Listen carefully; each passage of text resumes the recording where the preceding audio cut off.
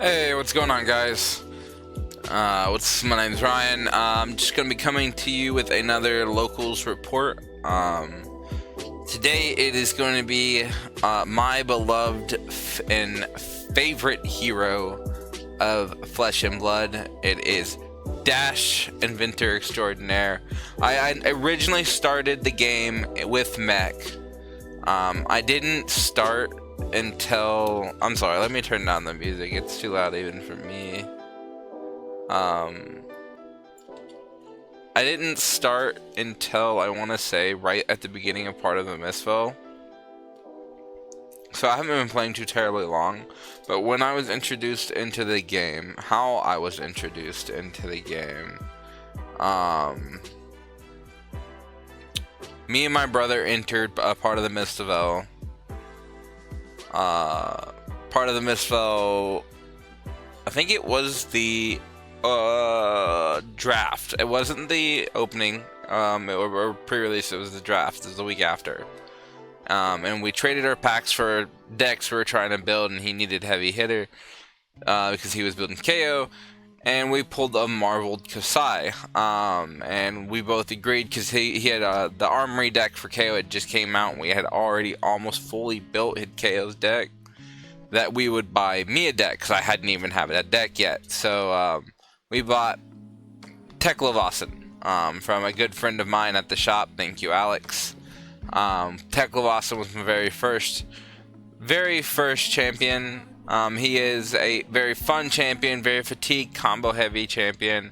Has a great power combo move where you singularity and you just send tons of pressure, and it's a very fun deck. To this day I still play it. It's one of my fun decks, but it's just not the most competitive right now. It doesn't have what it quite needs to be competitive, like Dash IE or Dash IO even coming up. And then Max as well. I think Max is severely underrated. But yeah, so just going over first we'll go over the build a little bit, and then we'll go over the matches. So this is the Tree Frog Dash. This is what I've been playing around with. I've been theorizing playing aggro dash again, just because I've got my Tekla Pounders and everything. As I said, I'm a new player, so I'm doing all these events and all this with very good decks, and they still have powerful cards in them, but they're not fully fleshed out. And you'll see that in this list, that'll have some cards you're like, well, why are you running that? And it's because I don't have the money yet to afford the best in slot piece that would go there, right? I did get quite lucky in my Crown of Providence and Fendals. I got them for a really good deal before they spiked back up. But yeah, so Dash IO, or Dash IE, I'm sorry, she gets to start the game with any item that costs 2 or less on the arena. And well, more than not, for your game plan, you want to put Chamber on the field. Chamber is what allows you to give your pistol, your Teklo pistol, go again, and you can charge, or you can pitch into your pistol, gaining going again by putting a steaming counter on it, right? So that's two pistol shots in one. I'm just gonna take a chill off the music. It's chilling. It's chilling a little too hard for me right now. So yeah. Anyways, the Teklo pistol is kind of like the whole bread and butter of this game plan. Findal is very important, of course. Providence being probably the best helm in the game now after the bans. You get to draw your card when you block with it. And I use it a lot to fix my hands if I see a no block I want to get rid of that I can't play. Findals, I do believe, is, if you're going to be playing the control dash, it's going to be very necessary. You want that extra resource to equip your evos, your hands and legs. You're going to want that extra to push with your pistol It's just very necessary. You run the Teklo base arms and the Teklo base legs just because they generically give you the one block you're going to get anyways from any of the other armor, but you can add your Evo pieces to them. Your Evo pieces being the Evo Still Soul Tower and the Evo Still Soul Controllers. And you're not really getting their effects or anything like that. You're just doing that for extra health throughout the game. Because if you think about it, each one of them can block twice, and if you put another one on top of that, that's a fresh 3 that can then block 2 more times. So it can be a lot of extra health in the game. So if we go into the decks for the Reds, I actually based my list very much so off of Justin Koo, his second place list. Because Justin Koo is actually what got me into Dash IE in the first place. I saw him play at the Battle Hardened, I believe, and I loved it. I thought it was great. Looked very fun. It looked right up my alley. I tried it, and then I don't think I've ever stopped. I think it's got a really good matchup spread, but it does just kind of lose to some matchups, right? But yeah, for our Reds, you've got Battlefront Bastion. It's just a 7-2 for 3. And if you can block with it by itself, it blocks for 3. Bingo's technically supposed to be Amnesia. It's still not a bad card though. It's a 5/3 for 1, and when it hits, they reveal a card. If it's an attack action card, Bingo gets go again. If it's a non-attack action card, I get to draw a card. So still not a bad card. It's just not quite, the E-Strike or the Amnesias or anything like that.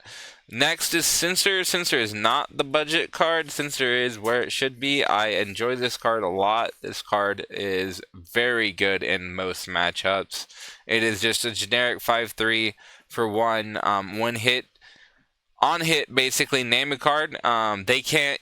Your opponent can't play the name card until the end of their next turn. So they say you're playing, my brother's KO, so I play against KO a lot. I'll swing Censor.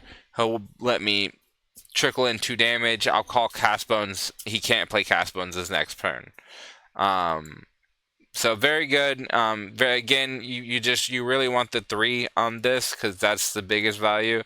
Battlefront Bastion is a lot of value in doming for 7 and still being able to block out for 3 if you send it by itself. Technically, Justin's list uses 2 E-Strikes. I currently only own 1 E-Strike, as I helped. Since my brother helped build my first deck, I helped put together the rest of his competitive KO list. So we only own a total of 4 E-Strikes right now, and I'm using 1. So I've substituted them in for a couple of different things. This is for pretty normal any type of fatigue list. Fate Foreseen, Opt 1, generic defense reaction for 4, very good. I saw Justin use this, and I agreed because I was already using this in Teklo, and Teklo is a very fatiguey list.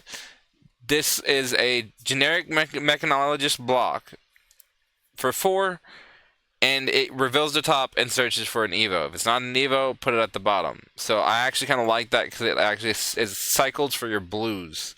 Even if you don't want to equip them, it cycles to pump your pistol.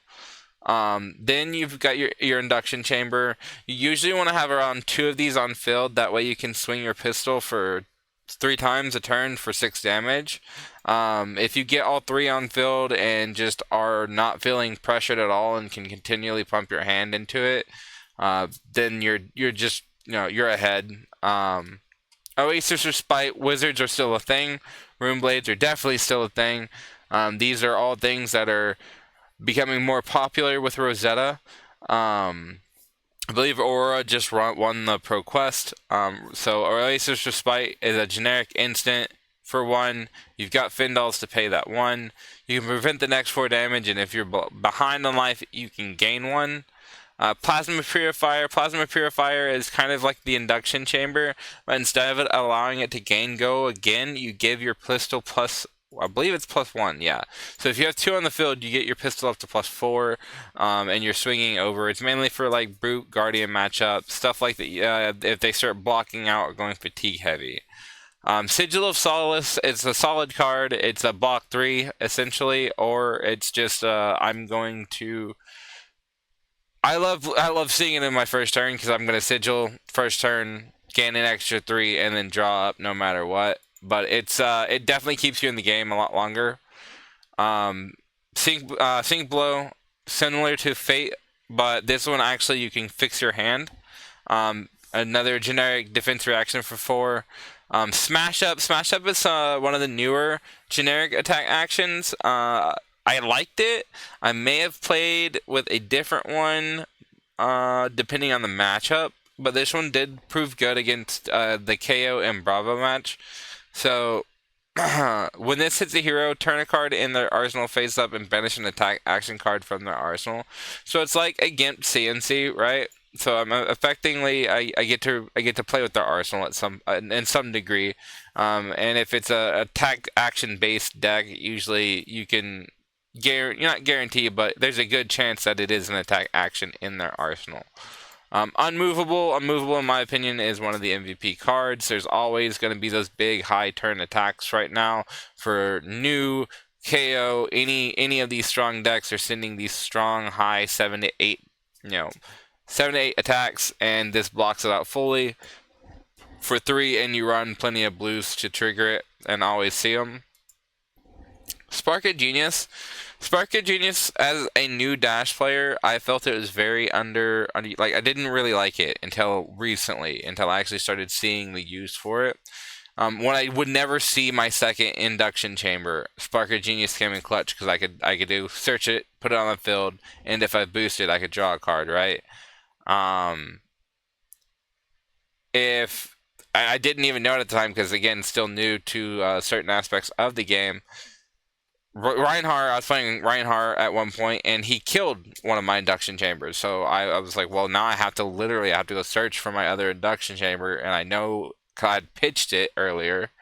I knew it was at the bottom of my deck, so I was not going to see it unless I searched for it. So Spark of Genius is actually an MVP card.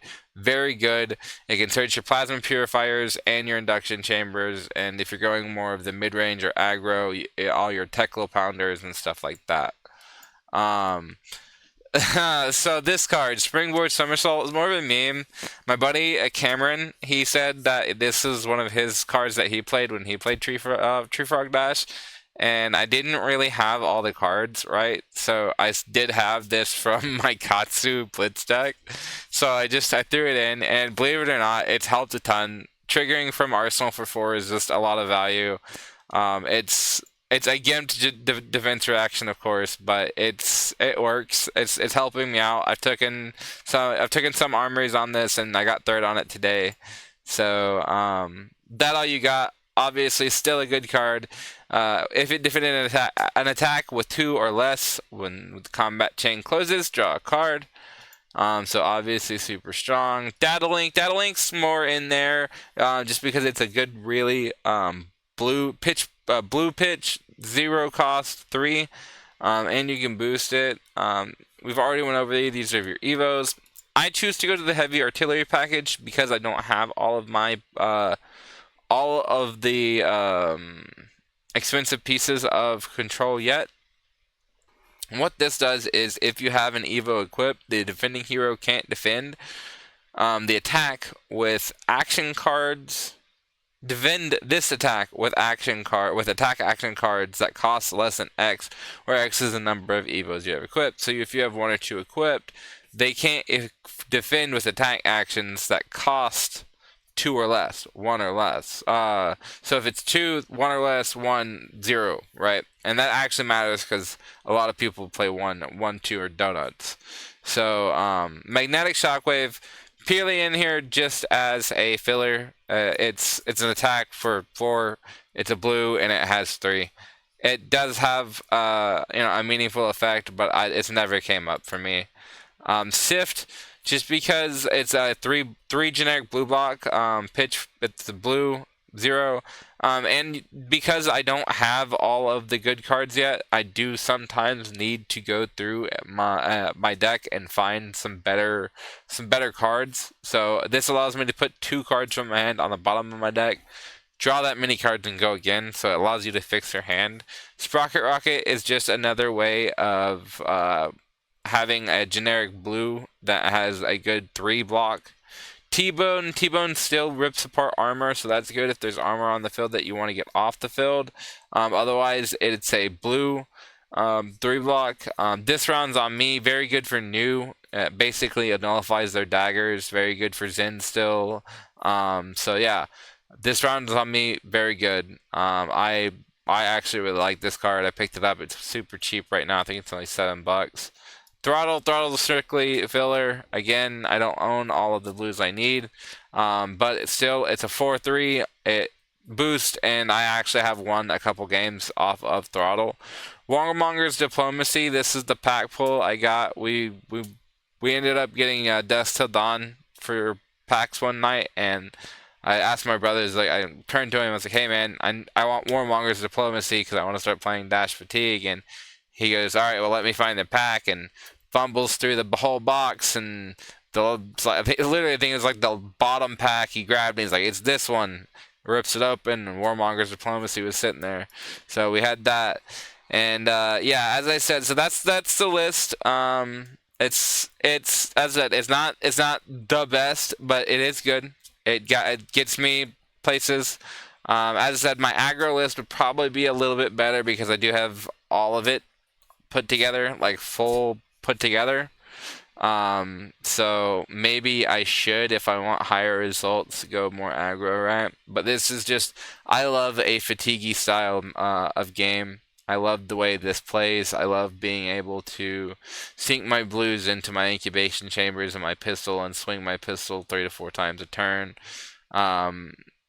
It's just really fun. The deck is a generally really fun deck. As I said, I've taken an Armory on it, and I've placed top several times with it. I've even taken this into an LL event and topped with it.